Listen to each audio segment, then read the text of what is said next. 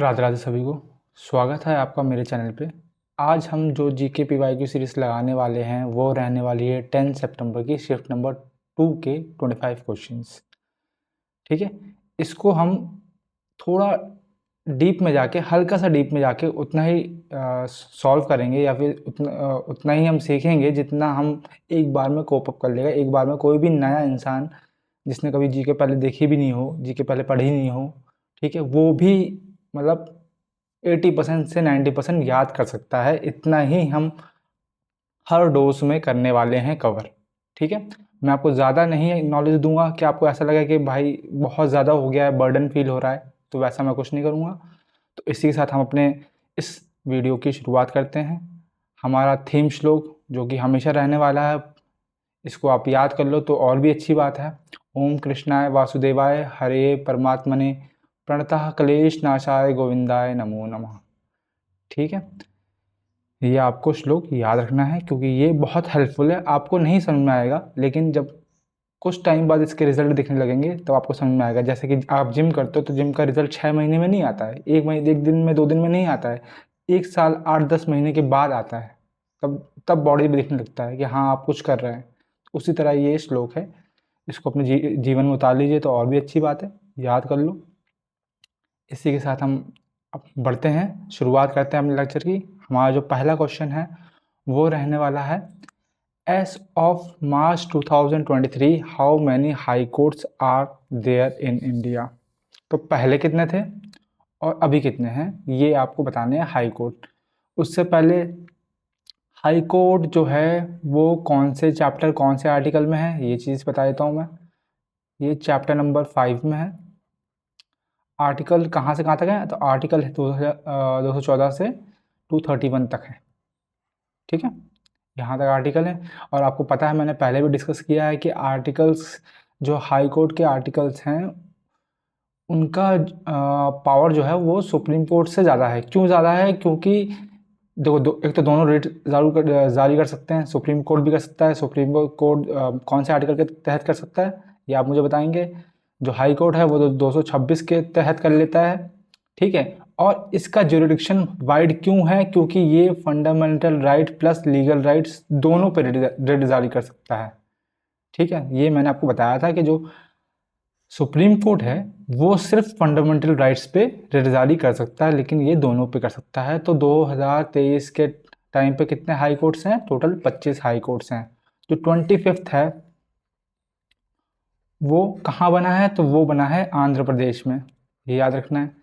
कब बना है? तो 2019 को बना है। एग्जैक्ट अगर बता दूँ तो 1 जनवरी 2019 को बना है। ये चीज़ आपको याद रखनी है।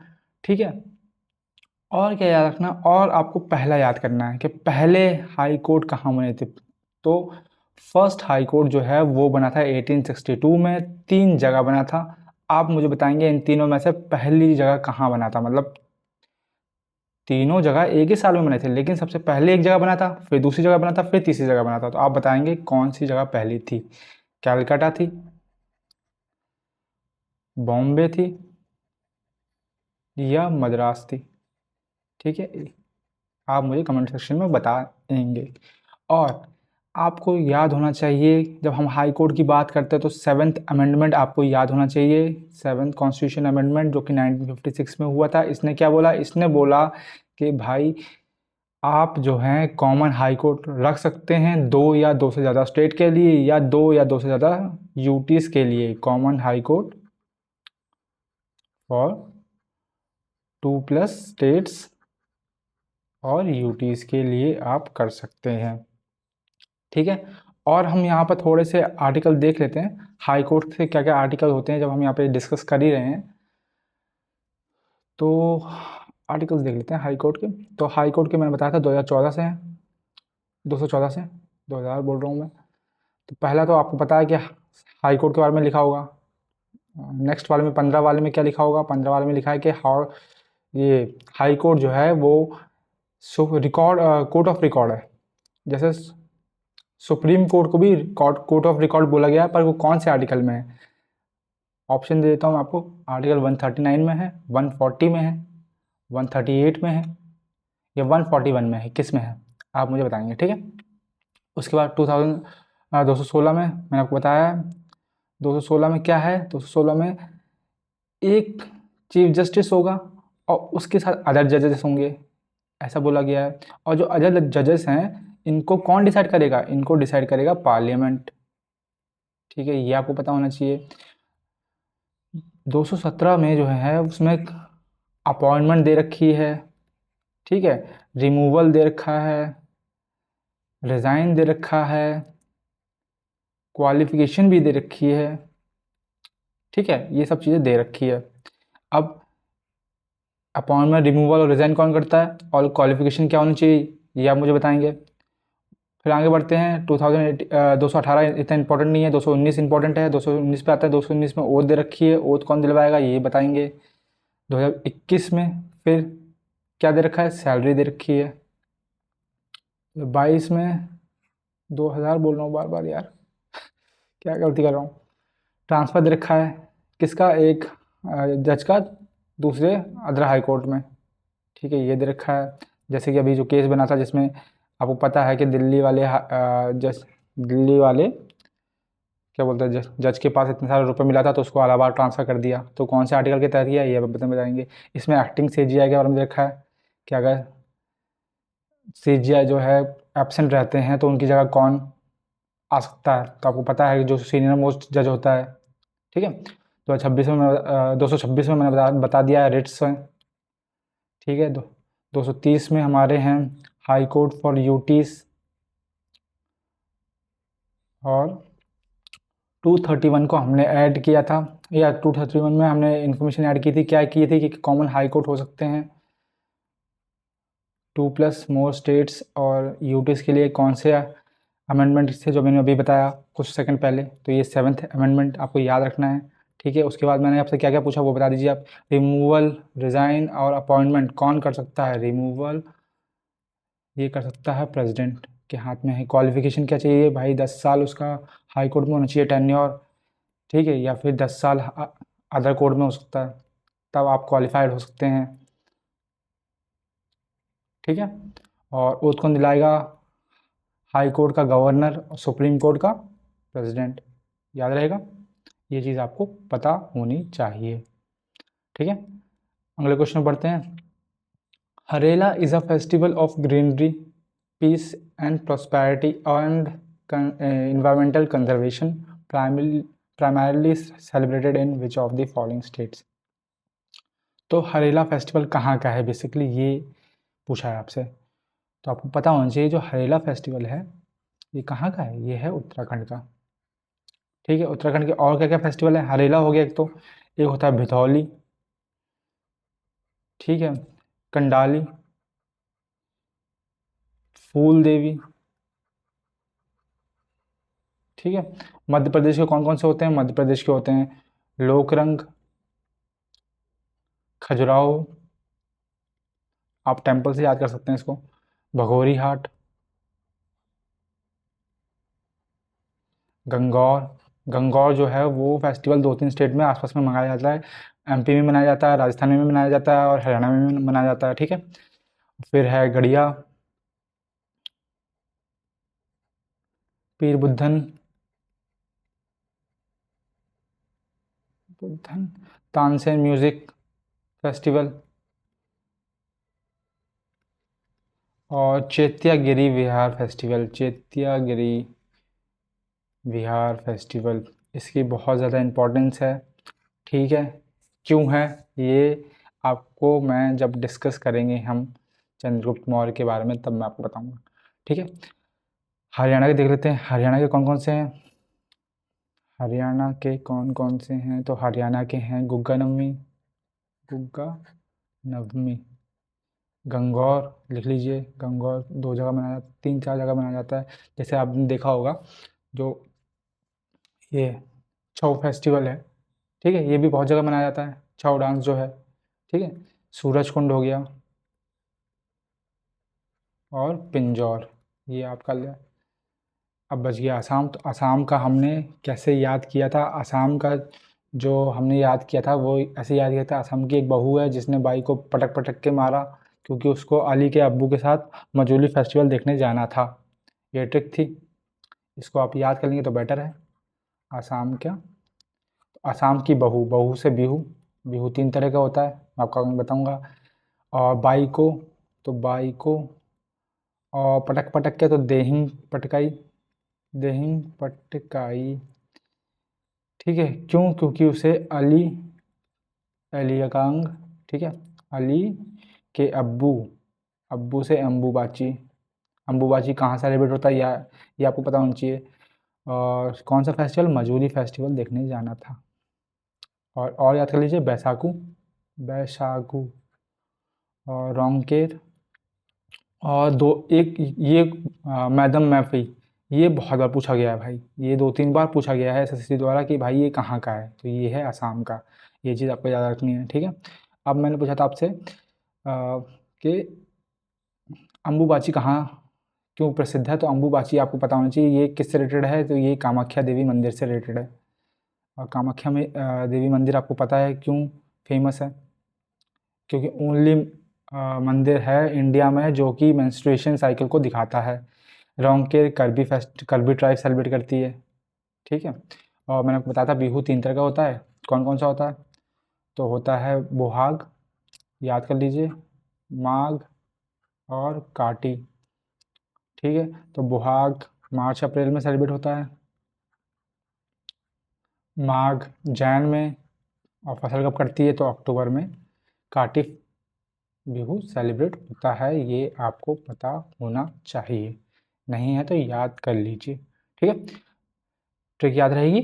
असम की बहू को, असम की बहू ने बाई को पटक पटक के मारा क्योंकि उसे अली के अब्बू के साथ मजूली फेस्टिवल देखने जाना था, ठीक है। बढ़ते हैं आगे। Which species is known as black lipped pearl oyster found in Indo Pacific within tropical coral reefs, ठीक है। तो अब देखो, इसका आंसर तो मुझे भी नहीं पता था, मैं आपको सही बताऊं मैंने बस तुक्का मारा था, ठीक है, लेकिन वो सही हो गया था, ठीक है। तो इसका आंसर जो है वो पिंक डाटा मार्गरेटिफेरा है, ठीक है। और इसका बस ये मैंने फर्स्ट नेम देख देख के इनका मेरे को लगा कि भाई ये नहीं हो सकता, ठीक है। ये एक नाम ऐसा मुझे लगा कि जो मतलब समुद्री इलाके टाइप में पाया जाता है, या फिर जो कि मतलब कोरल रीफ जो होते हैं उनसे थोड़ा सा लिंक कर सकता है, क्योंकि मैंने मतलब पता नहीं कभी मेरे को एकदम से याद आया हो, या फिर मैंने कहीं देखा हो ये नाम, अब मुझे इतना तो याद नहीं है। तो मैंने सर्च किया तो पाया कि इसको बोलते हैं स्पॉटेड सी हेयर, हेयर मतलब खरगोश, ठीक है। और या फिर इसको सी स्लग भी बोलते हैं, इसको टस्क सेल बोलते हैं। क्यों बोलते हैं? क्योंकि ये रिजेंबल करता है जो एलिफेंट की जो टस्क नहीं होती उससे। ये एक तरह का चिटॉन है, टाइप ऑफ चिटॉन, ठीक है। अब तो क्या इनको याद करना ज़रूरी है? देखो, याद कर लोगे तो बेटर है, पर मुझे पता है कि सिर्फ बायो स्टूडेंट ही साइंटिफिक नेम वगैरह याद करने में अच्छे होते हैं। पर मैं आपको बताता हूँ कुछ वर्ड्स जिनके पूछे गए हैं, जैसे कि बैंगन ट्री का पूछा गया था, जिसको आपको याद करना है। नीम का पूछा गया था, पीपल का पूछा गया था, और तुलसी का, इनका पूछा जाता है। तो बैंगन का क्या है? बैंगन का आपको फिकस से याद करना है, फिकस बेंगालसेस, ठीक है, फिकस से याद कर लो। नीम का आप इंडिका से याद कर लो, आज़ादी रचता, ऐसा मैं बोलता हूँ, प्रोनाउंस तो मैं कर नहीं सकता, इंडिका से मैंने इसको याद कर रखा है, ठीक है। और एक और है फिकस के नाम से, पीपल का, पर इसको मैंने रिलीजन के नाम से याद कर रखा है, क्योंकि पीपल का पत्ता जानते हो आप रिलीजन में क्या है, तो इसको मैंने इससे याद कर रखा है। इसको फीकस से या फिर बंगाल से याद कर लो, बेनियन बंगाल, ठीक है। इसको इंडिका से याद कर लो। तुलसी का मैंने कर रखा है ओमनी, इसका है ओसीमम, ओसीमम। और ये टैमीफ्लोरम है, टैमीफ्लोरम, ठीक है।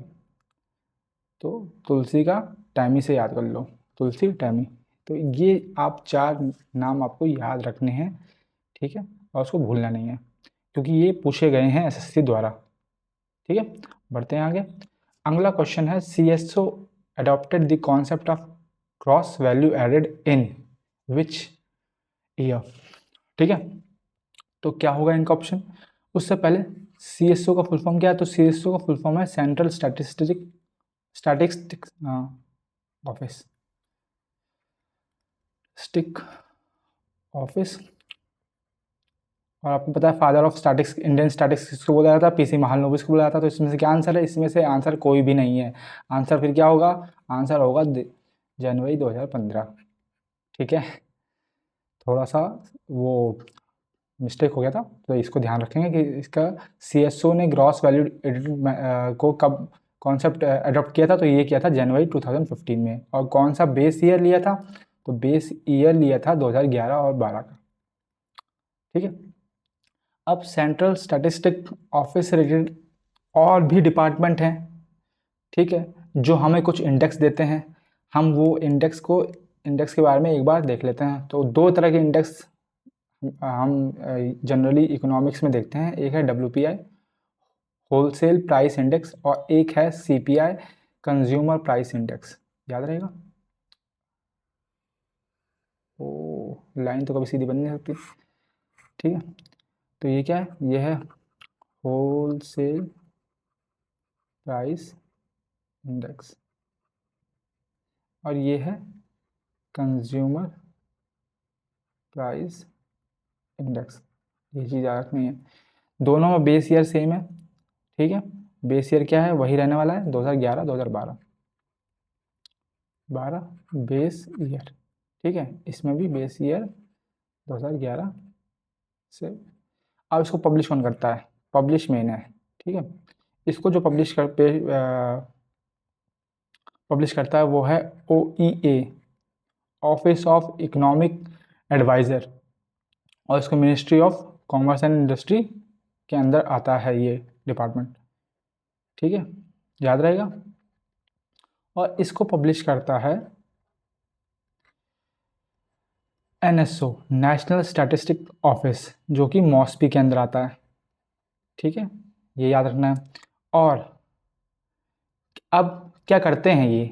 तो इसके अंदर जो वेटेज दिया जाता है, वेटेज टू, वो दिया जाता है मैन्युफैक्चर गुड को। और सेम चीज़ इसमें वेटेज किसको दिया था? वेटेज टू इसमें दिया जाता है फूड आर्टिकल को। याद रहेगा, ये चीज़ आपको याद करनी है क्योंकि इसके ऊपर भी क्वेश्चन बनते हैं। और एक चीज़ याद करनी है कि ये जो वेटेज है ये सर्विसेज को नहीं देता। ये क्वेश्चन पूछा गया था। ये चीज़ आपको याद करनी है कि सर्विसेज को ये वेटेज नहीं देता। और एक और चीज़ कि CPI जो है वो RBI भी यूज़ करता है। RBI uses CPI। ये चीज़ आपको याद होनी चाहिए। तो इसी के साथ हम आगे बढ़ते हैं। अगला क्वेश्चन है which of the following social reformers in the 19th century India was the author of Stri Purush तुलना। स्त्री पुरुष तुलना बुक जो है वो किसने लिखी थी? तो अब उषा मेहता, पंडिता रमाबाई, स्वर्णा कुमारी देवी या ताराबाई शिंदे। तो आपको पता है उषा मेहता जो हैं वो हमारे अंडरग्राउंड रेडियो से संबंधित है।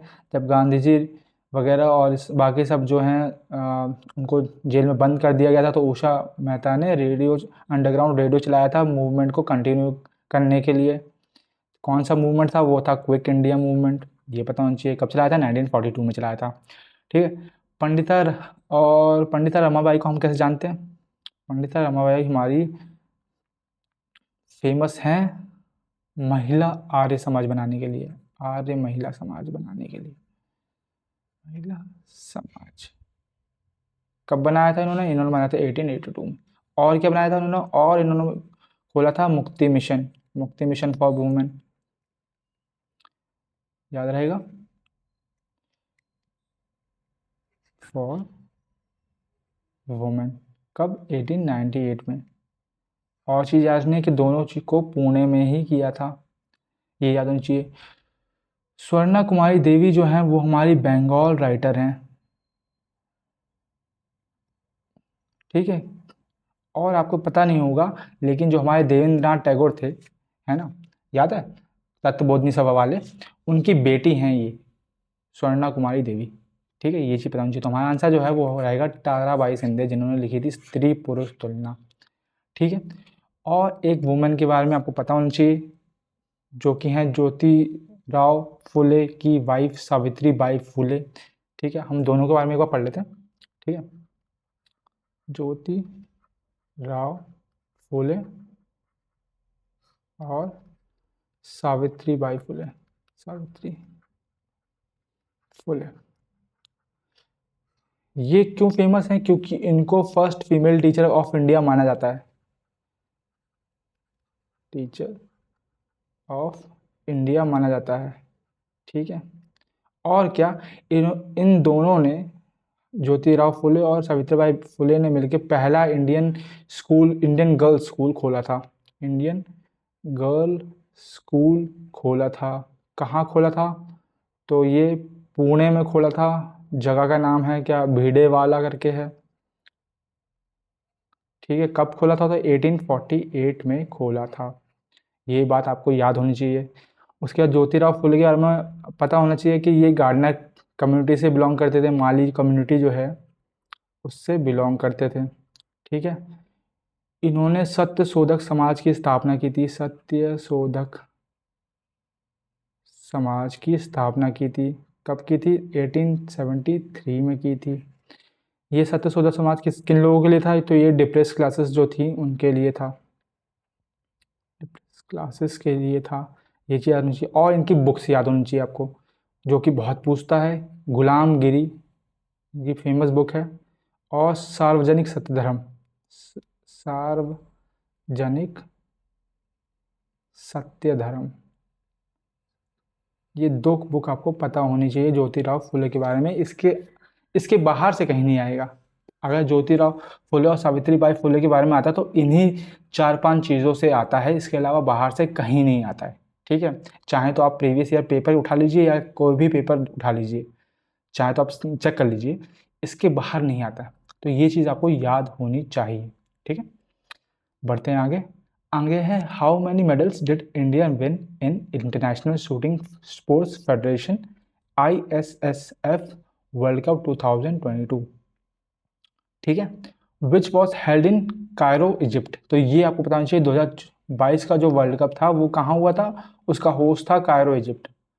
ठीक है, तो अब आपको बताना है कि इंडिया को कितने मेडल मिलते थे। तो याद रखना है कि इस इस वर्ल्ड कप में इंडिया की रैंक बहुत अच्छी थी। कौन सी रैंक थी? इंडिया की रैंक थी सेकंड। ठीक है, और उसको मेडल मिले थे 7। 7 में से 4 गोल्ड थे, 2 सिल्वर थे, 1 ब्रॉन्ज था। तो फर्स्ट कौन था? तो फर्स्ट आपको पता होना चाहिए, चाइना था, और विथ 11 मेडल्स। ठीक है, ये चीज़ आपको पता होनी चाहिए। और चलो, अब इसमें ये करंट अफेयर का है तो उसको इतना याद करते हैं। ठीक है, ज़्यादा मैं आपको याद कराऊंगा फिर आपको थोड़ा कन्फ्यूज हो जाएगा, क्योंकि करंट अफेयर की चीज़ें जो हैं वो स्टैटिक जो है वो बार बार पढ़ने से दिमाग में चढ़ जाती है। करंट अफेयर जो है इतनी जल्दी नहीं चढ़ती है, क्योंकि है ना, क्योंकि यही वर्ल्ड कप 2023 में हुआ होगा, 24 में हुआ होगा, 25 में हुआ होगा, तो कहाँ तक आप याद करोगे ना। इसलिए मैं आपको करंट अफेयर के सिर्फ पॉइंट टू पॉइंट ही याद करवाऊंगा, जिससे आप ज़्यादा कन्फ्यूज ना हो। ठीक है, बढ़ते हैं आगे। उस्ताद विलायत Ali Khan is a maestro और इन। ठीक है, तो किसके कंपोनेंट हैं ये? तो ये आपको पता होना चाहिए किसके कंपोनेंट है? सितार के कंपोनेंट है। सितार के और कौन कौन है ये भी आपको पता होना चाहिए। रविशंकर, पंडित रविशंकर। ठीक है, उनकी बेटी अनुष्का शंकर, शंकर। ठीक है, विलायत खान तो है ही, विलायत खान हो गया, इमरात खान हो गए। ठीक है, निखिल बनर्जी हो गए, शाहिद परवेज हो गए, और बुद्धादित्य मुखर्जी, बुद्धादित्य मुखर्जी। ठीक है, अरविंद पारिक। ये ऐसे नाम हैं जो पूछे गए हैं।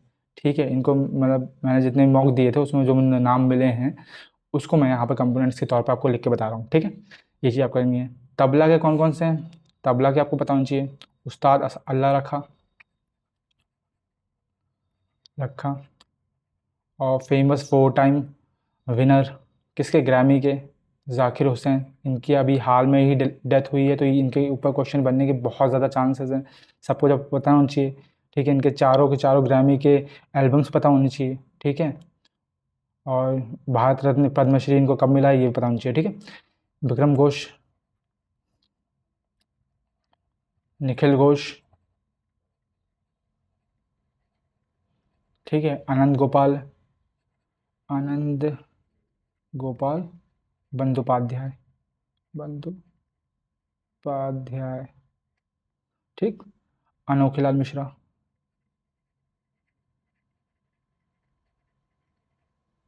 ठीक है।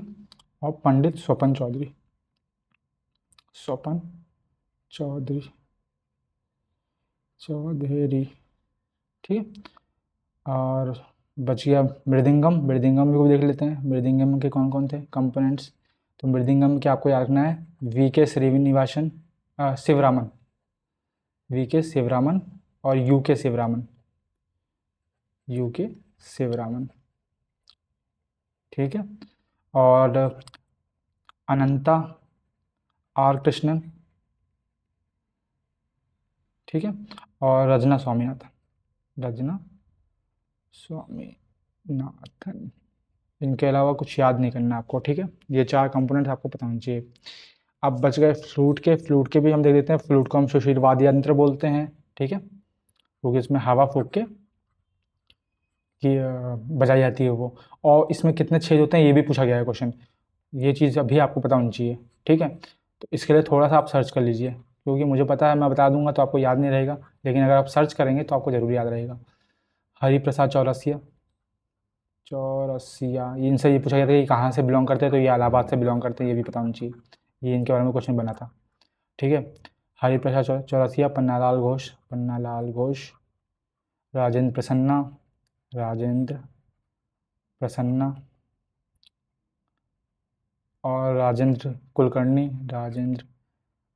कुलकर्णी और है प्रभात शर्मा के ऊपर भी क्वेश्चन बना था। क्या बना था कि ये कहाँ से बिलोंग करते हैं ये आपको बताना। तो प्रभात शर्मा जो हैं वो आसाम से हैं, इसलिए ये इम्पोर्टेंट हो जाते हैं, इनका भी आपको पता होना चाहिए। बढ़ते हैं आगे। Which physical feature of India prevents the cold wind from Central Asia from entering the Indian subcontinent? Indian plains, Indian desert, coastal area, Himalayan, ठीक है, माउंटेन्स या रेंज बोलो आप। तो उससे पहले हम देख लेते हैं कि इंडिया में फिजियोग्राफिक डिवीजन कितने होते हैं। तो वो होते हैं 6, ठीक है। कौन कौन से? सबसे ऊपर है हिमालयस, जो कि यहाँ की विंड्स को रोकते हैं इंडिया में आने के लिए, ये चीज़ आपको पता होनी चाहिए। तो यही इनका आंसर हो जाएगा। उसके बाद वेस्ट साइड पे हैं, यहाँ पे अरावली माउंटेन है, अरावली माउंटेन के वेस्ट साइड पे है थार डेजर्ट, ठीक है। ये है नॉर्दर्न प्लेन, ठीक है। और ये पूरा है प्लेट्यू, ठीक है। एक रिवर जो है जो इसको डिवाइड कर देती है, नीचे वाले को हम बोल देते हैं डेक्कन प्लेट्यू, इस वाले को बोल देते हैं डेक्कन प्लेट्यू, और ऊपर वाले को बोल देते हैं नॉर्दर्न प्लेन्स या गंगेटिक प्लेन्स, इस वाले को। तो ये रिवर कौन सी है ये आप मुझे बताएंगे। वेस्ट साइड में है वेस्टर्न घाट्स और ईस्ट साइड में है ईस्टर्न घाट्स, ठीक है। ये चीज़ आपको पता होनी चाहिए, ठीक है। और क्या पता होना चाहिए कि वेस्ट फ्लोइंग रिवर कौन कौन सी है। तो वो नर्मदा है, तापी है। नर्मदा कहाँ फ्लो होती है? रिफ्ट वैली में। किसके बीच में? सतपुरा और विंध्या रेंज के बीच में, सतपुरा एंड विंध्या रेंज के बीच में फ्लो होती है, ये चीज़ आपको पता होनी चाहिए, ठीक है। यहाँ पे हमारा सुंदरबन डेल्टा बनता है, ठीक है, ये चीज़ आपको पता होनी चाहिए। और कौन से हैं? क्या ये 6 हैं? नहीं भाई, देखो ये दोनों तो एक ही का पार्ट हो गए ना, पेनिनसुलर प्लेटो को पार्ट हो गए। तो एक जो है वो हमारे यहाँ पे हैं, उनको बोलते हैं आइलैंड्स। यहाँ पे अंडमान निकोबार हैं, यहाँ पे हमारे लक्षद्वीप वगैरह हैं, ठीक है। तो ये चीज़ भी आपको पता होनी चाहिए, ठीक है। और एक जोड़ लेंगे कौन सा है, और यहाँ पे है आइलैंड्स, ठीक है, क्योंकि नॉर्दर्न प्लेन्स और डेक्कन प्लेट्यू दोनों एक हैं, ठीक है। तो ये चीज़ आपको पता होनी चाहिए। तो इसका आंसर क्या हो जाएगा? तो कौन सी हवाएं हैं जो रोकती हैं, वो उनको रोकने का काम करता है, वो है हिमालयस। ठीक है। और आपको, अगर आपने हिस्ट्री पढ़ी होगी, ठीक है, तो आपको पता होगा कि जितने भी इंडो ग्रीक्स वगैरह जो भी आए हैं, उसका मेन रीज़न क्या था? वो उसका मेन रीज़न यही था ना भाई, कि यहाँ पे जो है, यहाँ पे चाइना ने बना दी थी ग्रेट वॉल ऑफ चाइना। ठीक है। तो वो वहाँ जा नहीं सकते थे। ठीक है। तो इसलिए वो धीरे धीरे यहाँ पे आए। जो मेन अटैक्स हुए हैं इंडो ग्रीक्स के, कुशान्स के, शाकास के, वो इंडिया की तरफ क्यों आए हैं? क्योंकि वो चाइना की तरफ नहीं जा सकते थे ना, क्योंकि चाइना के पास क्या थी? ग्रेट वॉल ऑफ चाइना थी। तो यही मेन रीज़न था ना। तो ये चीज़ भी आपको पता होनी चाहिए। ठीक। बढ़ते हैं आगे। Which state initiated the implementation of mid day meal scheme in elementary school? तो ये क्वेश्चन भी बहुत ज़्यादा बार रिपीटेड है। आपको पता होना चाहिए कि मिड डे मील जो स्कीम है वो शुरुआत में कब आई थी? तो 1925 में आई थी। 25 में आई थी। ठीक है। कौन लेके आया था? तो तमिलनाडु लेके आया था। तमिलनाडु का उस टाइम पे सीएम कौन थे? तो सीएम थे के कामराज। इनके बारे में आपको पता होना चाहिए। ठीक है। पहला स्कूल जहाँ पे ये अपनाई गई थी वो कौन था? ये भी आपको पता होना चाहिए। तो वो था सौराष्ट्र का Saurashtra boys high secondary school. ठीक है। ये याद होना चाहिए। ठीक है। और इससे आप उत्तर प्रदेश और मध्य प्रदेश की स्कीम्स अगर आपको याद हों तो वो एक बार दोहरा लें। नहीं, चलो छोड़ो, नहीं इतना ही करते हैं ना। एक बार में एक ही करंट अफेयर के हम न्यूज़ को देखेंगे, जिससे ज़्यादा कन्फ्यूजन ना हो। ठीक है। बाकी जैसे जैसे स्कीम्स आती रहेंगी वैसे वैसे मैं बताता रहूँगा आपको। ठीक है। अब 10th क्वेश्चन पे आते हैं। 10th क्वेश्चन बोलता है, in the 7th century AD a new religion called Islam was born. तो इस्लाम का जन्म कहाँ पे हुआ था? मलेशिया में, साउथ अफ्रीका में, अरेबिया में, इंडोनेशिया में। तो उससे पहले इस्लाम को फाउंड किसने किया था? फाउंडर किसको माना जाता है? तो फाउंडर माना जाता है प्रॉफिट मोहम्मद को। प्रॉफिट मोहम्मद को। इनको बोला गया है लास्ट मैसेंजर ऑफ गॉड। ये चीज़ भी आपको पता होनी चाहिए। गॉड बोला गया है। कहाँ पे फाउंड इस्लाम ने जन्म लिया था? तो वो लिया था अरेबिया में। ठीक है। कौन सिटी का नाम था? मक्का। ठीक है। जिसको अब हम सऊदी अरेबिया बोलते हैं ना, अब सऊदी अरेबिया बोलते हैं, वो सिटी को पहले मक्का बोला जाता था। ठीक है। तो वहाँ पे लिया था। अब इस्लाम से रिलेटेड और क्या क्या पूछा जाता है? तो वो पूछा जाता है इनके कुछ वर्ड्स, जैसे पिस्ताक का क्या मतलब है, ज़ाकत का क्या मतलब है, ज़ियारत का क्या मतलब है। ठीक है। ये इनके वर्ड्स पूछे जाते हैं।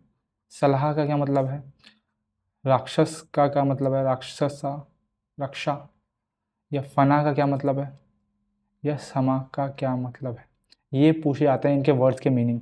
और ऑर्डर जो होते हैं, चिश्ती ऑर्डर किसने फॉर्म किया था, ठीक है, ये भी पूछा जाता है। लेकिन अभी तो मैं आपको इतना ही बताऊंगा। ठीक है। चिश्ती ऑर्डर वगैरह जब हम क्या बोलते हैं देखेंगे आगे, इस्लाम के ऊपर एक दो क्वेश्चन और लैंग्वेज के ऊपर बनेगा, तब हम डिस्कस कर लेंगे। तो पिस्ताक को बोला जाता है, तो जो टॉल गेटवे होते हैं उनको पिस्ताक बोला जाता है। ठीक है।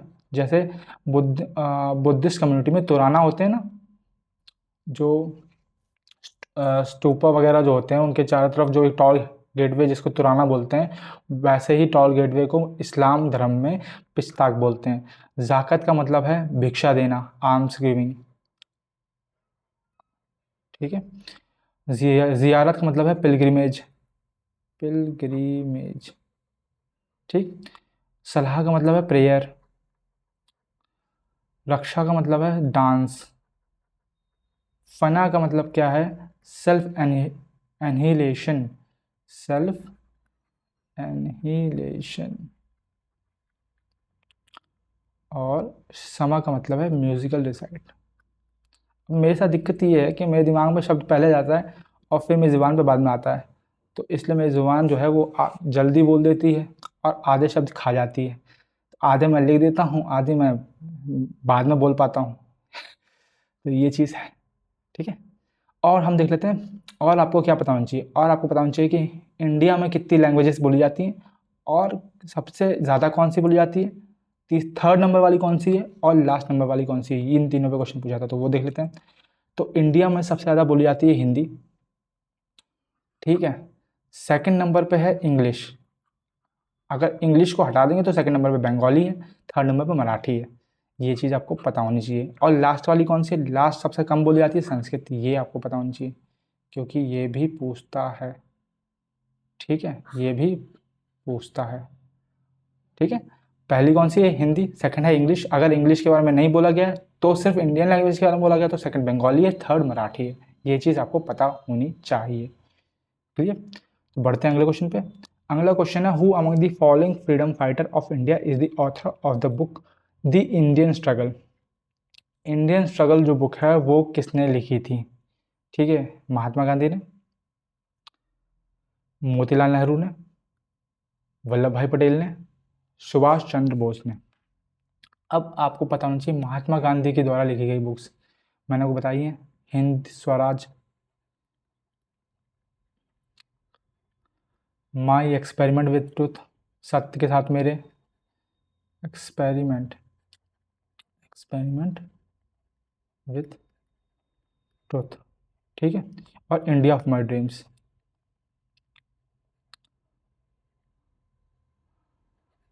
और नॉन वायलेंस रेजिस्टेंस करके भी है, ठीक है।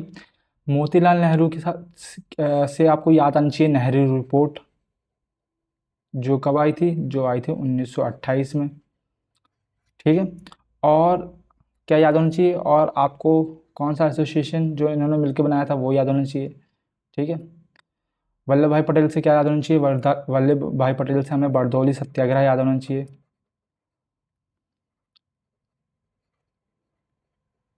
ठीक है, 1928 में हुआ था, और इसी में इनको सरदार का टाइटल मिला था, जो वहाँ की औरतों ने दिया था, सरदार पटेल बोला था इनको, ठीक है। ये चीज़, और यहीं पे मतलब पहली बार महात्मा गांधी और वल्लभ भाई पटेल के बारे में पहली मुलाकात यहीं पे हुई थी, तो इसका आंसर जो है वो है सुभाष चंद्र बोस, ठीक है। ये वल्लभ भाई पटेल की है, ठीक है, सुभाष चंद्र बोस इसका आंसर है, ये चीज़ आपको पता होनी चाहिए। सुभाष चंद्र बोस के बारे में आपको क्या पता होना चाहिए, तो वो भी मैं आपको बताता हूँ। उससे पहले इनका एक फेमस स्लोगन है, कौन सा, दिल्ली चलो, ठीक है। ये महात्मा गांधी का कौन सा, महात्मा गांधी का है करो या मरो, ठीक है। अब उससे पहले थोड़ा सा और वल्लभ भाई पटेल के बारे में हम देख लेते हैं। एक इन्फॉर्मेशन मैं आपको और बता देता हूँ जो कि इम्पोर्टेंट है वल्लभ भाई पटेल से रिलेटेड, वो ये है कि इन्होंने 2 बुक लिखी, कौन कौन सी, एक का नाम है भारत विभाजन, भारत विभा विभा विभा भाजन, ठीक है। और दूसरी लिखी मुसलमान और शरणार्थी, मुसलमान और शरणार्थी, ठीक है, ये चीज़ आपको पता होनी चाहिए। और ये है सुभाष चंद्र बोस की जो famous book the Indian struggle, ठीक है, ये चीज़ आपको याद होनी चाहिए। और हम ऐसे ही मैं आपको जो कुछ कुछ बुक्स में बता देता हूँ, आप बताएंगे किसने वो लिखी थी, जैसे कि आनंद मठ, इसके बारे में हम ऑलरेडी डिस्कस कर चुके हैं, आपको पता होना चाहिए। नील दर्पण पता होना चाहिए, ठीक है। इकोनॉमिक हिस्ट्री ऑफ इंडिया किसने लिखी, इकोनॉमिक हिस्ट्री ऑफ इंडिया किसने लिखी, ये वो बुक हैं जो आई हैं एसएससी में, ठीक है। और संवद कामदी कामदी, मिरातुल अखबार, ये सब मैंने डिस्कस किए हैं। परसेप्ट्स ऑफ जीजस, गिफ्ट टू मोनिथिज्म,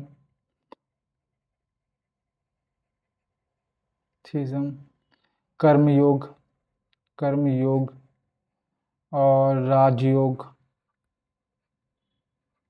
और एक जो पूछा जाता है वो है अमर जीवन की क्या खासता, ये विशेषता, ये मैं बताता हूँ आपको, ठीक है। अब बताइए किसने लिखी है, तो आनंद मठ किसने लिखी है, आनंद मठ लिखी है हमारे बंकिम चंद्र चटर्जी ने, बंकिम चंद्र चटर्जी ने, ठीक है। नील दर्पण लिखी है दीन बंधु मित्रा ने लिखी है, इकोनॉमिक हिस्ट्री ऑफ इंडिया ये लिखी आर.सी. दत्त ने, ये चीज़ आपको याद होनी चाहिए, ये पूछा गया है। और ये जो हैं बुक्स, ये किसने लिखी हैं? ये सब लिखी हैं राजा राम मोहन राय ने। राजा का टाइटल इनको अकबर द्वितीय ने दिया था। कर्मयोग और राजयोग जो हैं ये बुक हैं हमारे स्वामी विवेकानंद की। स्वामी विवेकानंद के बारे में बहुत कुछ पूछा जाता है कि इनका क्या बोलते हैं, कहाँ आश्रम कहाँ था, इन्होंने कौन सा मिशन चलाया था, ठीक है, और इनके शिकागो में इन्होंने स्पीच कब दी थी, ठीक है, इनका मूल नाम क्या था, इनका जन्म कब हुआ, इनका डेथ कब हुआ, इसके बारे में ऐसा कोई क्वेश्चन नहीं है जो बनता ना हो। तो ये चीज़ मैं आपको, जब हम इस क्वेश्चन पे आएंगे तब ये सब चीज़ें मैं आपको डिस्कस करूँगा। लेकिन अगर आप ये वीडियो देख रहे हैं तो आप खुद से थोड़ा सर्च कर लीजिए, तो इससे आपको बेटर जल्दी याद हो जाएगा। अमर जीवन की खास विशेषता ये है कि ये है पहली ऑटोबायोग्राफी बाय अ वुमन।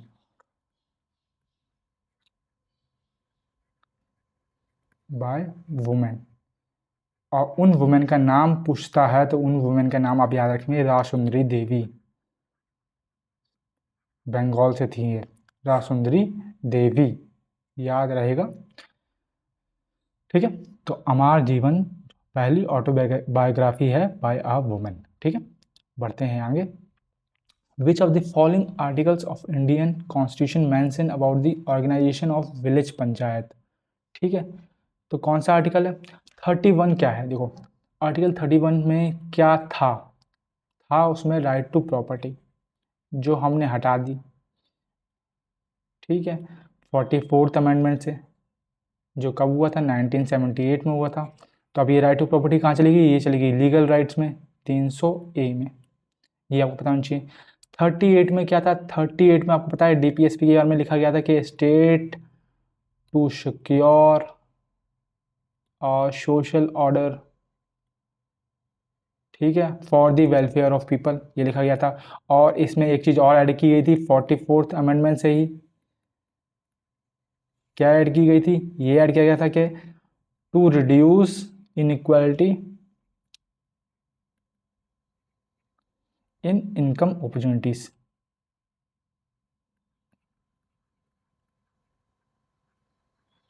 ये ऐड किया था। 36 में क्या है? 36 में भी आपको पता है स्टेट की डेफिनेशन दे रखी है, ठीक है। तो इसका आंसर क्या हो जाएगा? आंसर हो जाएगा आर्टिकल 40, क्लियर। अब विलेज पंचायत के बारे में क्या बोलते हैं, पंचायत के बारे में कौन कौन सी कमिटीज़, ठीक है, ने क्या क्या रेफ़र किया वो देख लेते हैं। और पंचायत जो है वो किस आर्टिकल से बनी, किस कॉन्स्टिट्यूशन अमेंडमेंट से बनी, सॉरी, ठीक है, और किस आर्टिकल में है पंचायत, ठीक है। तो ये बनी थी 73rd कॉन्स्टिट्यूशन अमेंडमेंट 1992 में, ठीक है। और उस समय PM कौन थे? PM थे हमारे नरसिम्हा राव, ठीक है, याद रहेगा। और इसको, अच्छा, कब बनी थी? 1992 में बनी थी। अब इसको एनफोर्स कब किया था? एनफोर्स्ड किया था 1993 में, 24 अप्रैल को। उससे पहले ये एक गांव में ऑलरेडी एनफोर्स हो गई थी या फिर अपना ली गई थी। तो वो गांव कौन सा था? वो गांव पूछता है, नागौर था, नागौर राजस्थान का। कब अपनाई गई थी? तो ये 2 अक्टूबर 1959 को अपनाई गई थी। लेकिन इसको हम मानते नहीं, मतलब मानते हैं पर वैसे काउंट नहीं करते कि भाई एनफोर्स कब हुआ था। ऑफिशियल एनफोर्स हुआ था 24 अप्रैल 1993 में, ठीक है। और क्या चीज़ पता होनी चाहिए? और पता होनी चाहिए कि इसमें भैया 29 फंक्शनल आइटम है, ठीक है। कौन से शेड्यूल में है ये आपको पता होना चाहिए। शेड्यूल को हम कैसे याद करते हैं? टीयर्स ऑफ ओल्ड PM करके याद करते हैं, ठीक है, ठीक है। उसके बाद कौन कौन सी कमिटीज़ बनी इस पंचायत सिस्टम से रिलेटेड? तो पहले बनी क्या बोलते हैं, बलवंत राय मेहता कमेटी, बलवंत राय मेहता 1957 में, ठीक है। उसके बाद अशोक मेहता बनी 1971 में, ठीक है। LM सिंघवी कमेटी, सिंघवी और ठुंगौन कमेटी भी बनी, ये भी आपको पता होना चाहिए। अब जो बलवंत राय मेहता कमेटी थी, इसने मतलब कि रिकमेंडेशन करी 3 टायर पंचायती सिस्टम की, और अशोक मेहता कमेटी ने करी 2 टायर पंचायती सिस्टम की, ये आपको पता होना चाहिए। एलएमसिंघवी और ठुंगोन पूछता है कि भाई ये कम्युनिटीज जो है किससे रिलेटेड है, तो ये पंचायत से रिलेटेड है, ये आपको पता होना चाहिए। ठीक है, बढ़ते हैं अगले क्वेश्चन पे। Sitar maestro Pandit Ravishankar was awarded which of the following awards by government of India in 1999। ये आपको बहुत ज़रूरी है पता होना चाहिए कि 1999 में उनको मिला था भारत रत्न, और वो बन गए थे भारत के सेकंड म्यूजिशियन जिनको भारत रत्न मिला। तो अब क्वेश्चन उठता है कि पहला कौन था, तो फर्स्ट थी हमारी 1998 में जिनको भारत रत्न मिला था एमएस सुब्बलक्ष्मी, जिनको queen of Carnatic music, Subbulakshmi queen of Carnatic music भी बोला जाता है। और इनको क्या बोला जाता है, और क्या बोला जाता है, तिरुपति मंदिर से जो रिलेटेड है, ठीक है वो टर्म। उससे पहले पंडित रविशंकर ये मैयर घराने से बिलोंग करते हैं, मैयर घराने से बिलोंग करते हैं, ठीक है। इनकी ऑटोबायोग्राफी है my life my music, my life my music, ठीक है, ये इनकी ऑटोबायोग्राफी है। और इनको ये पहले इंडियन थे जिनको ग्रामी मिला, फर्स्ट इंडियन टू रिसीव ग्रामी। कब मिला, 1968 में। एल्बम का नाम याद रखना है आपको, वो एल्बम का नाम था वेस्ट मीट ईस्ट, ठीक है। और क्या याद रखना, और इनके भाई हैं उदय शंकर, जिन्होंने डेवलप किया नए प्रकार का डांस जिसको बोलते हैं हाई डांस। ये क्वेश्चन भी बहुत बार पूछा जाता है, तो ये चीज़ भी आपको याद होनी चाहिए, ठीक है। तो इतना ही आप पंडित रविशंकर के बारे में याद रखेंगे। और सितार से संबंधित है, सितार के हमने सारे कंपोनेंट्स देख लिए हैं पिछले क्वेश्चन में, ठीक है। तो ठीक है, इतना, फिर आगे बढ़ते हैं। अगला क्वेश्चन है AU जो है वो सिंबल किसका है। तो ये तो आपको पता होना चाहिए, देखो क्योंकि मैंने रिएक्टिविटी सीरीज़ की शॉर्ट भी डाल रखा था ट्रिक याद करने का, और साथ साथ हम इसको पढ़ते भी रहते हैं। तो ये है गोल्ड का, AU फॉर गोल्ड, ठीक है। गोल्ड से रिलेटेड आपको पता है उसकी माइंस याद होनी चाहिए कि गोल्ड माइंस कहाँ कहाँ हैं, तो वो हैं होट्टी या फिर Kolar gold field, Kolar gold fields. देख मतलब दिमाग सबसे तेज चल रहा है, फिर जबान आ रही है और हाथ तो फिर एकदम बोलो ही मत कुछ। तो ये कहाँ पे, कर्नाटका में, ये पता होना चाहिए। और आपको पता है कि गोल्ड जो हमारा मेटल है वो मोस्ट डक्टाइल है और मोस्ट मैलिएबल है। अब ये मोस्ट डक्टाइल और मोस्ट मैलिएबल क्या होता है, ये दोनों प्रॉपर्टी है मेटल की। डक्टाइल का मतलब है वो प्रॉपर्टी जिससे एक मेटल को थिन वायर्स में कन्वर्ट कर दिया जाता है, ठीक है। और मैलिएबल का मतलब है वो प्रॉपर्टी जिसमें हम इसको मार मार के इसकी शीट बना देते हैं पतली सी। तो मोस्ट डक्टाइल और मोस्ट मैलिएबल मेटल जो है वो है गोल्ड। सेकंड नंबर पर सिल्वर आता है, लेकिन पहले नंबर पर गोल्ड आता है, ये चीज़ आपको याद होनी चाहिए। साथ साथ मैं आपको एक रिएक्टिविटी सीरीज वापस याद करा देता हूँ क्योंकि मैंने करवाई थी, लेकिन फिर भी करवा देता हूँ,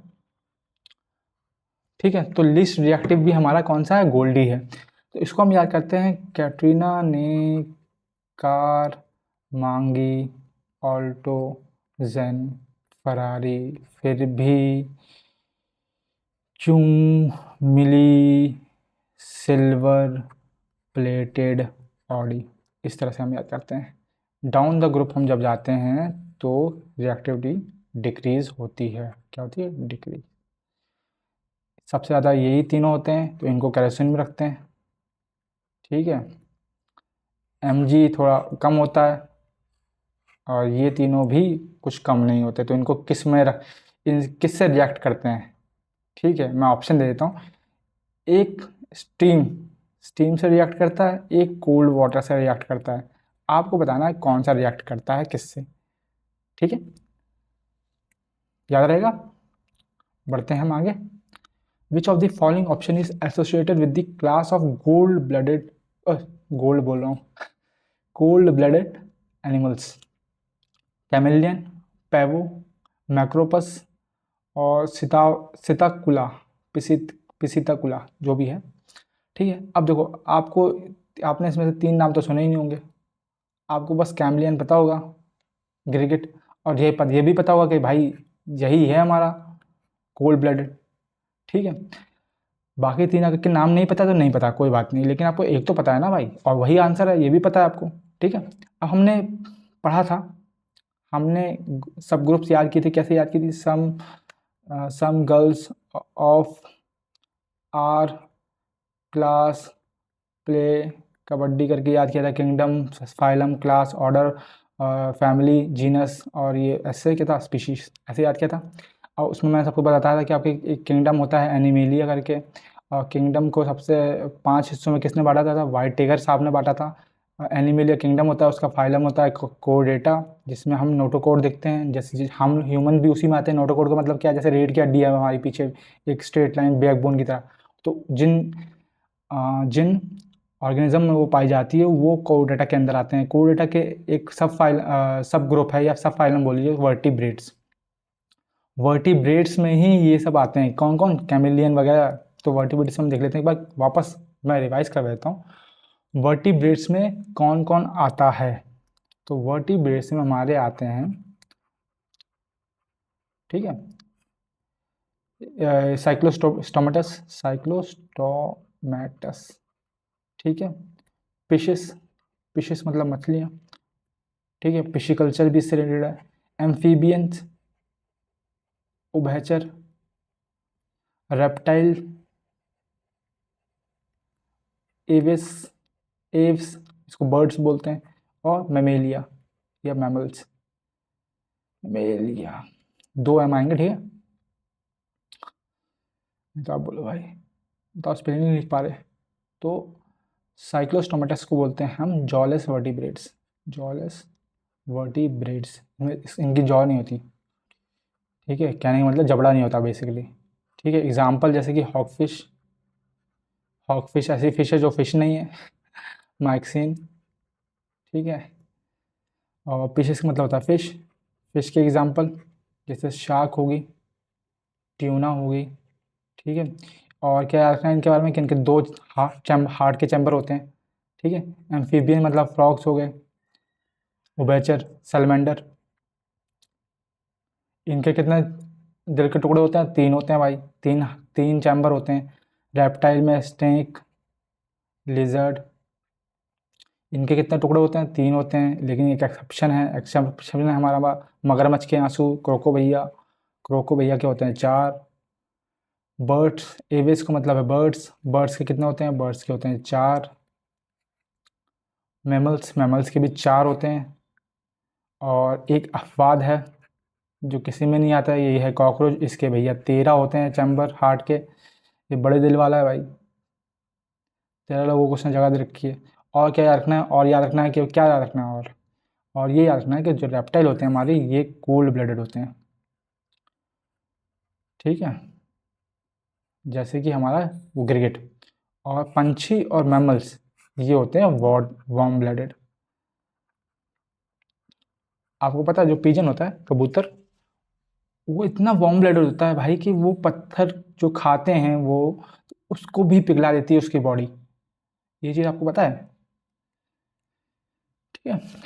तो ये नहीं पता है तो कोई बात नहीं, याद कर लीजिए, बस एकदम से मुझे दिमाग में आ गया तो मैं बता दिया आपको, ठीक है। Which article of the constitution of India grants power to the president to appoint जजेस ऑफ सुप्रीम कोर्ट।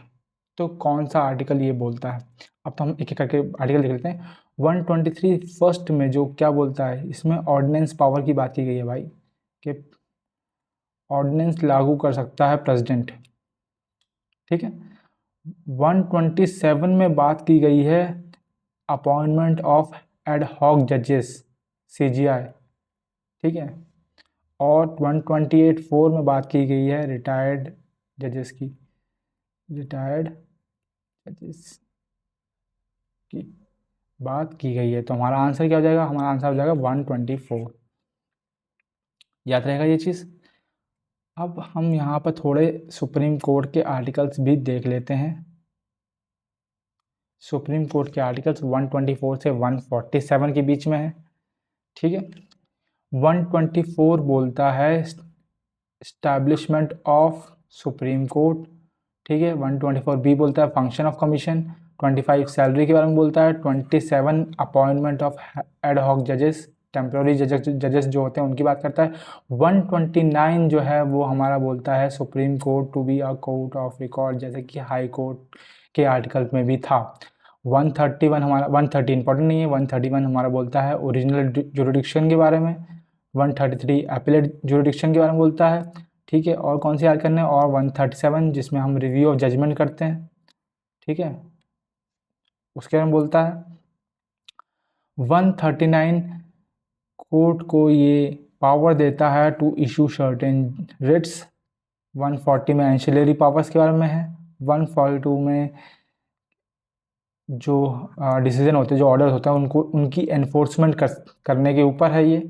ठीक है, 144 में civil and judicial authorities to act in aid of supreme court. Supreme court को कौन कौन क्या बोलते हैं गाइड कर सकता है, कौन कौन क्या बोलते हैं उसको सलाह दे सकता है, उसके बारे में है। 146 याद नहीं करना। ठीक है, और यहाँ पे दे रखा है ये 126 acting chief justice of India. ठीक है, कौन हो सकता है, वो हो सकता है सीनियर मोस्ट जज। ठीक है, ये पता होना चाहिए। 130 में सीट ऑफ सुप्रीम कोर्ट है जो कि अभी दिल्ली में है। ठीक है, लेकिन अगर कहीं और ज़रूरत हुई तो वहाँ सीट ऑफ सुप्रीम कोर्ट बना सकते हैं। ठीक है, साथ साथ आप ये भी बता देंगे कि भाई पूरे भारत में कितने सुप्रीम कोर्ट हैं। ठीक है, या कितने थे या कितने होंगे। ठीक है, ये चीज़ एपिलेट जुरिडिक्शन 132 133 134 में है। बस थोड़ा थोड़ा डिफरेंस है इसमें। इसमें सिविल मैटर्स को देखता है, इसमें सर्टेन एरियाज़ के केसेस को देखता है, और इसमें क्रिमिनल केसेस को देखता है। ये चीज़ के बारे में। ठीक है, ट्रांसफ़र किस में है, 139A में है। ठीक है, 141 जैसे 1 और 1 ने 4 को बांध रखा है, तो वैसे ही लॉ जो भी सुप्रीम कोर्ट के ऑर्डर्स होंगे वो सभी कोर्ट पे बंधित होंगे, बांध होंगे, बाइंडिंग होंगे। ये चीज़ है। और 143 पावर देता है प्रेसिडेंट को कि वो कंसल्ट कर सकता है सुप्रीम कोर्ट से। ठीक है, ये आपको कुछ आर्टिकल्स याद करने हैं। ठीक है, बढ़ते हैं आगे। In which year was the International Olympic Committee formed. IOC लिख लो इसको। IOC कब बनी थी? और ओलंपिक देखो आपको पता है कि हर 4 साल में होता है। ठीक है, और कब बनी थी, किसने बनाई थी? ठीक है, तो ये बनी थी 1894 में। याद रहेगा किसने बनाया था? पीरे दी क्यूबर्टिन। यही वो इंसान है जिसने ओलंपिक्स के छल्ले बनाए थे। याद रहेगा। इसका पहला प्रेसिडेंट भी आपको पता होना चाहिए, वो हैं हमारे डिमित्री विकिलास। ये दोनों नाम आप याद कर लो। ठीक है, कि ये इनसे रिलेटेड है। छल्ले कब बनाए थे? 1913 में बनाए थे, ये भी बता देता हूँ मैं। ठीक है, ये चीज़। वैसे ही हमारे पास थी एक इंडियन ओलंपिक एसोसिएशन। क्या थी? Indian Olympic association.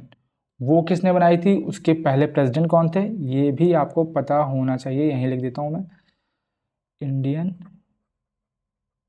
Olympic association.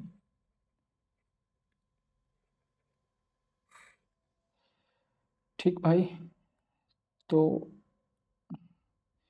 ये बनाई गई थी 1927 में। ठीक है, और इसको बनाया था हैरी बक और आर्थर नॉरहेम ने। ठीक है, पहले प्रेसिडेंट कौन थे इसके? फर्स्ट प्रेसिडेंट थे हमारे डोराबजी टाटा।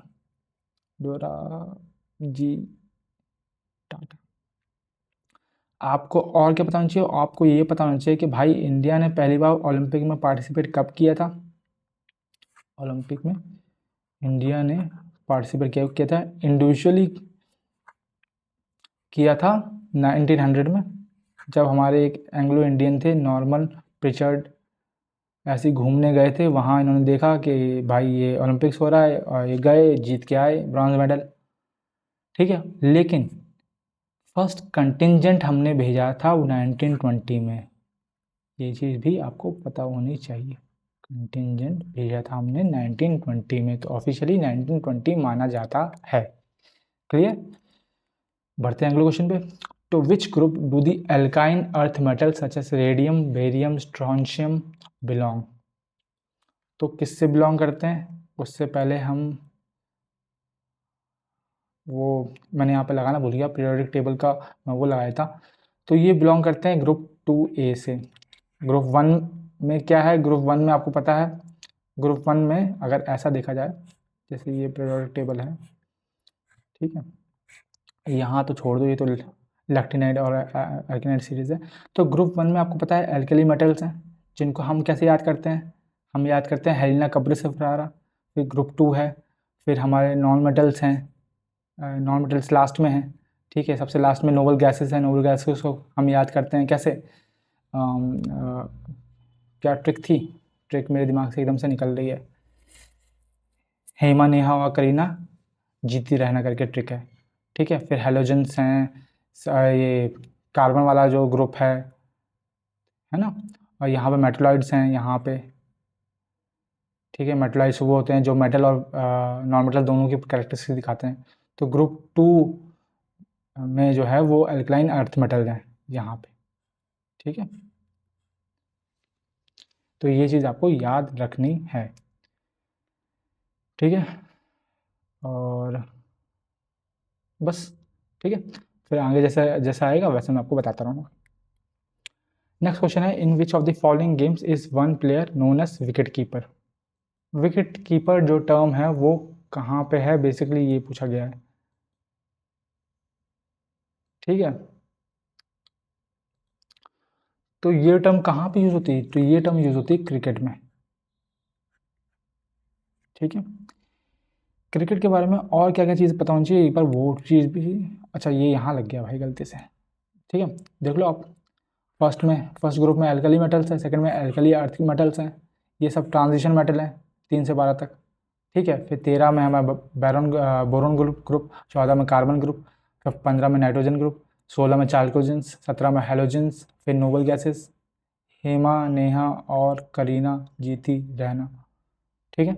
ऐसे फिर लेंथेनाइड्स और एक्टिनाइड्स हैं, लालू याद करना है, ला से लू तक, ठीक है, ऐसे याद करना है आपको, ठीक है। तो ये यहाँ लग गया भाई, माफ़ी इसके लिए, यहीं देख लेते हैं एक बार। तो क्रिकेट के पहले हम कुछ टर्म्स देख लेते हैं, जैसे कि इनिंग्स भी क्रिकेट में यूज़ होती है, वाइड बॉल भी क्रिकेट में यूज़ होती है, नो बॉल भी क्रिकेट में यूज़ होती है, एक्स्ट्रास, एग्रीकल्चर शॉट जो अनकन्वेंशनल शॉट होता है, जैसे कि सूर्य कुमार यादव खेलता नहीं है, सुपला शॉट भी उसको बोलते हैं, ये चीज़ है। और क्या याद होना चाहिए, और पता होना चाहिए कि आपको क्रिकेट में बॉल का सर्कमफ्रेंस कितना होता है, ठीक है। तो वो होता है 8.81 इंच से मिला के 9 इंच तक, ठीक है। उसके बाद और याद होना चाहिए कि पहला क्रिकेट मैच कब हुआ था, फर्स्ट क्रिकेट मैच कब हुआ था, ठीक है। फर्स्ट ओडीआई मैच कब हुआ था, और फर्स्ट क्रिकेट वर्ल्ड कप कब हुआ था मैन और वुमेन का, ये चीज़ आपको पता होनी चाहिए, ठीक है। तो फर्स्ट क्रिकेट मैच हुआ था 1877 में, फर्स्ट ओडीआई हुआ था 1971 में, ये चीज़ आपको पता होनी चाहिए कि दोनों किसके बीच में हुए थे, दोनों हुए थे इंग्लैंड वर्सेस ऑस्ट्रेलिया के बीच में। First cricket world cup man का हुआ था 1975 में, जिसको जीता था हमारे वेस्ट इंडीज़ ने। वुमेन का हुआ था 1973 में, वुमेन का 2 साल पहले हुआ था मेन से, ये चीज़ आपको पता होनी चाहिए, ठीक है। तो ये चीज़ें आपको याद होनी चाहिए, ठीक है। और क्या क्या याद होना चाहिए, और आपको टर्म्स याद होनी चाहिए फुटबॉल की, फुटबॉल में क्या क्या यूज़ होता है, फुटबॉल में यूज़ होता है, यहाँ ऊपर लिख देता हूँ, गोल हो गया, किक हो गया, हेड हो गया, ड्रिबल हो गया, ऑफ साइड हो गया, रिबाउंड हो गया, पेनल्टी हो गया, पेनल्टी, ये क्या है, बाइसाइकिल किक हो गया, ये सब कहाँ है, फुटबॉल की टर्म्स हैं। बास्केटबॉल के क्या क्या है, बास्केटबॉल की भी ड्रिबलिंग, थ्री पॉइंटर, पिवट, ठीक है, स्टील हो गया, असिस्ट हो गया, ठीक है, डंक बोलते हैं उसको, जब डालते हैं अंदर, ठीक है। और हॉकी की देख लेते हैं, हॉकी की भी क्या है, बुली, शॉर्ट कॉर्नर, गोल इसकी भी है, पेनल्टी इसकी भी है, ठीक है। ये कुछ टर्म्स आपको याद होनी चाहिए, याद होनी बहुत ज़रूरी है, क्योंकि ये पूछता है, पिवट पूछता है बास्केटबॉल का, बुली, गोल, पेनल्टी ये सब भी पूछते हैं, ठीक है। तो ये टर्म भी आपको याद होनी चाहिए। बढ़ते हैं हम आगे तो अपने 20th क्वेश्चन पे। 20th क्वेश्चन है, which of the following trans boundary river between India and Pakistan, ठीक है। तो इंडिया और पाकिस्तान की ट्रांस बाउंड्री रिवर कौन सी है, हम एक बार देख लेते हैं, ठीक है। ये हमारी इंडस रिवर है, ठीक है। इसकी 5 ट्रिब्यूटरी हैं, झेलम, चेनाब, रावी, सतलज, ठीक है। तो रावी जो रिवर है, ये वाली जो रिवर है, इसको हम बोलते हैं ट्रांस बाउंड्री रिवर, क्योंकि ये इंडिया और पाकिस्तान की बाउंड्री के एकदम मतलब बाउंड्री बनाती है बेसिकली, ठीक है। चेनाब भी कई जगह लिखा हुआ है, सॉरी झेलम भी कई जगह लिखा हुआ है, लेकिन झेलम को हम नहीं मानते ट्रांस बाउंड्री रिवर, ये चीज़ आपको याद होनी चाहिए, ठीक है, याद रहेगी। अब कहाँ कहाँ से ओरिजिन होता है, ठीक है, ये आपको पता होना चाहिए। और क्या बोलते हैं, लेक मानसरोवर ओरिजिन, चलो ओरिजिन बाद में देख लेंगे, है ना। ये कहाँ मिलती है, मिठानकोट वाली जगह पे मिलती है, मिठानकोट पाकिस्तान में, पांचों की पांचों नदियाँ, ठीक है। और ये इंडिया में ये कहाँ, ये चेनाब ये कहाँ मिलती हैं, ये हारीके पंजाब में मिलता है, हारीके करके जगह है पंजाब में, वहाँ से, ठीक है। ये पता होना चाहिए, इनके पता होना चाहिए कि जो इंडस का पुराना नाम है सिंधु, ठीक है। और सिंधु को सबसे ज़्यादा ऋग्वेद में मेंशन किया गया है, रिवर्स में से गंगा, यमुना और बाकी सब में से सिंधु को सबसे ज़्यादा बार इंडस में मेंशन किया गया है, ठीक है। और इन सब के पुराने नाम क्या क्या हैं, ये आपको पता होना चाहिए। ब्यास को हम बिपाशा बोलते हैं, बिपाशा, सतलज को शुतुद्री, शुतुद्री, और झेलम, चेनाब, रावी, क्या बोलते हैं इनको, एक को बोलते हैं अस्किनी, अस्किनी, अरे दिमाग से एकदम निकलता जा रहा है भाई, अस्किनी, विपाशा, शुतुद्री, चलो फिर मुझे जब याद आएगा तब मैं आपको आगे बता दूंगा, ठीक है। अभी मेरे दिमाग से एकदम से क्लिक हो रहा है, तो इसका आंसर जो है हमारा हो जाएगा रावी, ठीक है।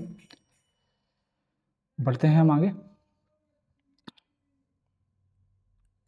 अगला क्वेश्चन है, according to the agriculture and processed food product export development authority, APEDA, ठीक है, 2020-21 के हिसाब से कौन सा स्टेट जो है वो फर्स्ट रैंक है उसका ग्रेप प्रोडक्शन में। तो आपको ग्रेप से पता होना चाहिए वाइन, ठीक है, ग्रेप से बनती है वाइन, और वाइन कैपिटल किसको बोलते हैं, बोलते हैं नासिक को। नासिक कहाँ पे है, नासिक है हमारा महाराष्ट्र में, ये चीज़ आपको पता होनी चाहिए। और क्या बताना चाहिए कि ग्रेप्स के कल्टीवेशन को क्या बोलते हैं, बोलते हैं विटीकल्चर, बोलते हैं विटीकल्चर बोलते हैं। और क्या पता होना चाहिए कि हॉर्टिकल्चर, हॉर्टिकल्चर जो अकबर को बहुत पसंद थी, उसका क्या मतलब होता है। एक होता है सेरिकल्चर, उसका क्या मतलब होता है। और पिसिकल्चर तो मैंने आपको बता दिया, फिश से रिलेटेड होता है। तो सेरिकल्चर हमारा सिल्कवर्म से या सिल्क से रिलेटेड होता है। और जो हॉर्टिकल्चर होता है जिसमें हम गार्डन क्रॉप्स जो उगाते हैं, फ्लावर्स वगैरह या फिर जो भी हम गार्डन में उगाते हैं उसको बोलते हैं बागबानी, उसको बोलते हैं हॉर्टिकल्चर, ठीक है। ये चीज़ आपको पता होनी चाहिए। बढ़ते हैं हम अपने अगले क्वेश्चन पे। अगला क्वेश्चन है हमारा, Gautamiputra Satakarni titled raja raja and maharaja is related to which of the following dynasties, Shunga, Pandya, Satavahana, Shakas, किस डायनेस्टी से बिलोंग करते थे हमारे गौतमी पुत्र सतकर्णी, ठीक है। आगे स्पेस है। तो हम जानते हैं कि ये सब जो हैं ये मगध की डायनेस्टीज हैं। तो मगध की डायनेस्टीज को हम कैसे याद करते हैं, हम याद करते हैं, ट्रिक है हमारी, हम सब नहीं मानेंगे,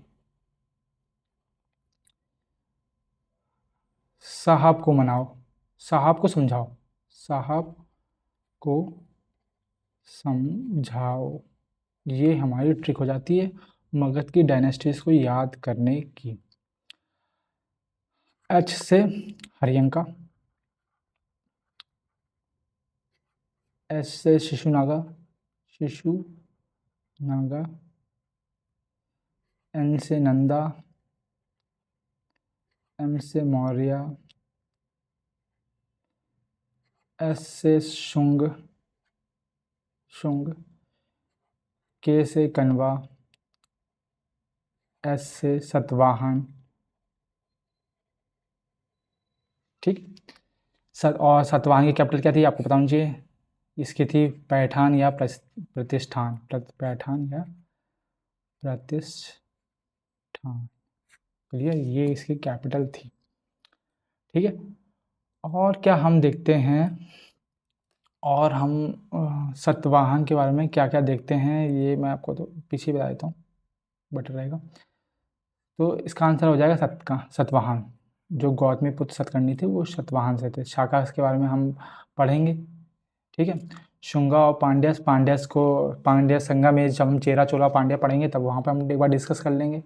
ठीक है, ठीक है। तो हम सतवाहन के बारे में थोड़ा जान लेते हैं। सतवाहन के बारे में हमें पता चलता है तीन जगह से हमें पता चलता है। एक है नगानिका इंस्क्रिप्शन, नयानिका बोलते हैं या नगानिका बोलते हैं इंस्क्रिप्शन, यहाँ से हमें सतवाहन डायनेस्टी के बारे में पता चलता है। एक है नासिक रिकॉर्ड, यहाँ से हमें पता चलता है। ये पूछा गया है भाई, तो मैं बता रहा हूँ आपको। ठीक है, और हाथी गुफा इंस्क्रिप्शन से भी हमें सतवाहन डायनेस्टी के बारे में पता चलता है। क्लियर। और इसके फाउंडर कौन थे? इसके फाउंडर थे सिमुक सतवाहन, सिमुक सतवाहन। लेकिन इसके जो ग्रेटेस्ट किंग हैं वो माने जाते हैं गौतमीपुत्र सतकर्णी। ठीक है, आपको सतवाहन में सिर्फ एक ही राजा के बारे में जानना है, वही है हमारे गौतमीपुत्र सतकर्णी।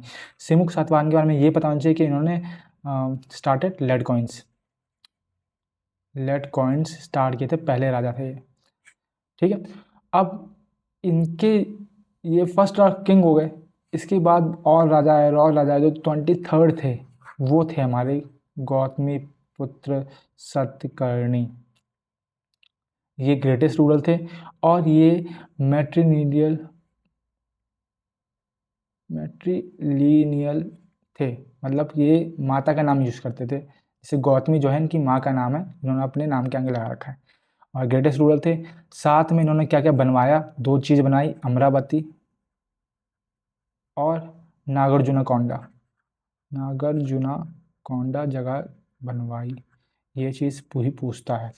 ठीक है, तो ये चीज़ आपको पता होनी चाहिए गौतमीपुत्र सतकर्णी के बारे में। मैट्रिलिनियल माँ के नाम को मतलब इम्पोर्टेंस दी गई है सिर्फ एक ही राजा के द्वारा। ठीक है, तो ये चीज़ आपको पता होनी चाहिए। और भी राजा मतलब कई राजा हैं, लेकिन मतलब ये जो ग्रेटेस्ट रूलर थे, तो इसके लिए इनका ये जो चीज़ है बहुत ज़्यादा पूछी जाती है। ठीक है, तो ये मैट्रिलिनियल वाला क्वेश्चन भी बहुत ज़्यादा पूछा गया है। ठीक है, बढ़ते हैं हम आगे। आगे है which of the following has the high salinity. ठीक है, सैलिनिटी मतलब पता है ना कि नमक जो है, नमकीन सबसे ज़्यादा कहाँ का पानी है, पूरी दुनिया का पूछा गया, तो वो है लेक वॉन का। ठीक है, अब हम कर लेते हैं इंडिया की बात। इंडिया में आप मुझे बताएंगे कि लॉन्गेस्ट लेक कौन सी है इंडिया की। ठीक है, लार्जेस्ट फ्रेश वाटर लेक कौन सी है, क्रेटर लेक कौन सी है। ठीक है, और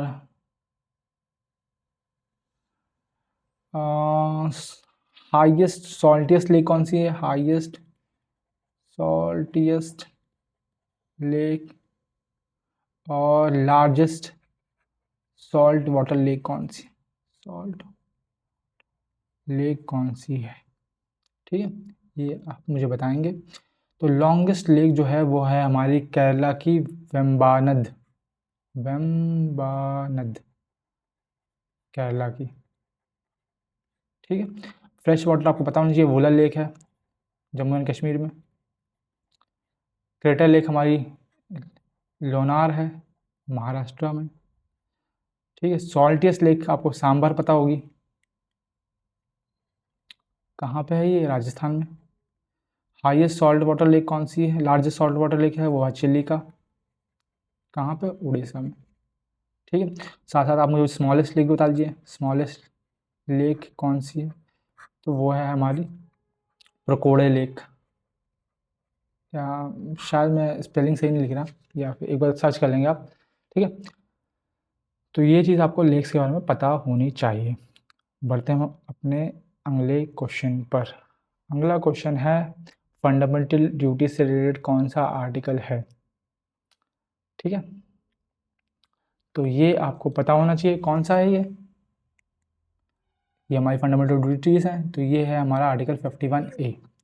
51A के बहुत सारे पार्ट्स हैं, जैसे A, B, C, D, E, F, G, H, I, J और एक और है K, जो कि इसमें लिखा नहीं है, मेंशन नहीं है।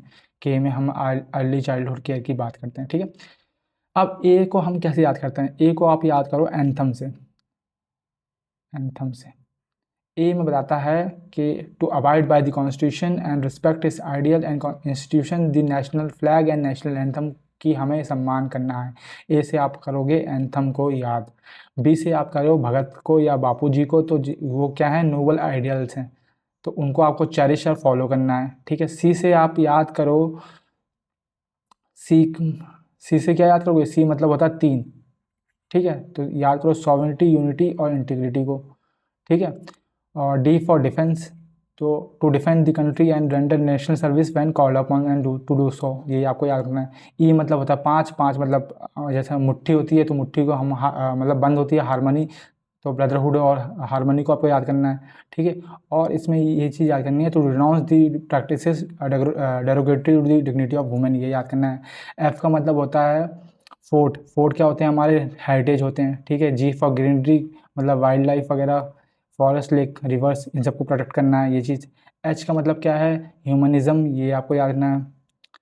ठीक है, और साइंटिफिक टेम्पर वगैरह डेवलप करना है। आई मतलब क्या है, गांधी जी ने कहा था an eye for an eye make the whole world blind, तो सेफ गार्ड और पब्लिक प्रॉपर्टी को के बारे में हमें कहाँ दे रखा है, आई में दे रखा है। जे फॉर, जैसे आपको जडेजा याद करना है, रविंद्र जडेजा क्या है, वो ऑलराउंडर है, तो आपको भी ऑलराउंडर होना है। To strive toward excellence in all spheres of individual.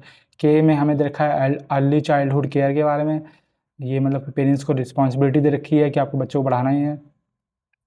ठीक है, तो ये कौन से कॉन्स्टिट्यूशन अमेंडमेंट से ऐड किया गया है, ये आप मुझे बताएंगे कमेंट सेक्शन में। ठीक है, ये आपको पता होना चाहिए।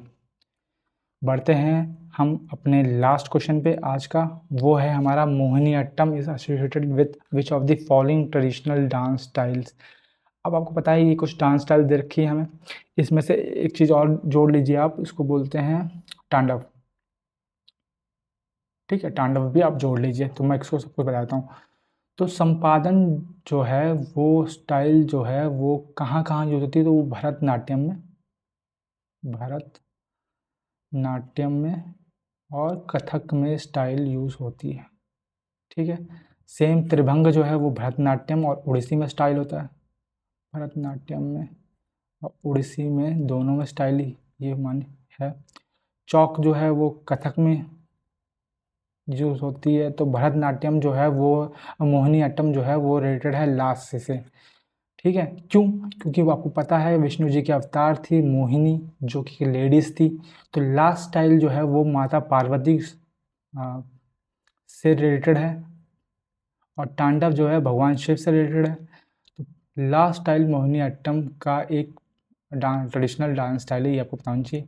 अब मोहिनीअट्टम के बारे में हमें क्या क्या पता होना चाहिए, मोहिनीअट्टम के बारे में हमें ये पता होना चाहिए, इसको डांस ऑफ एन्चांट्रेस बोलते हैं, मोहिनीअट्टम। ठीक है, पहली बात तो ये केरला का है। ठीक है, लॉर्ड विष्णु से रिलेटेड है, और कौन से कंपोनेंट को दिखाता है, तो ये एयर कंपोनेंट को दिखाता है। हम बोलते हैं ना 5 तत्व होते हैं, तो ये एयर कंपोनेंट को दिखाता है मोहिनीअट्टम।